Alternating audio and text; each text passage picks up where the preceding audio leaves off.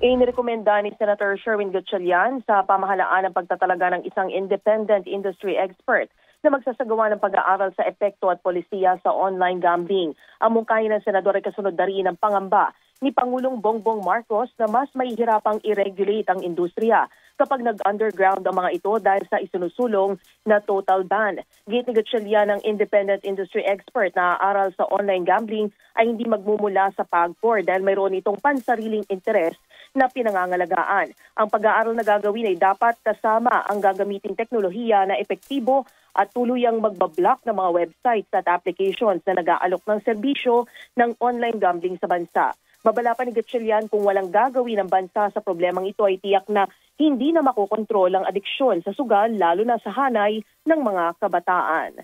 Kasama mo sa DZXL RMN Manila, Radyo Manco ang Debatak, Tatak, RMN.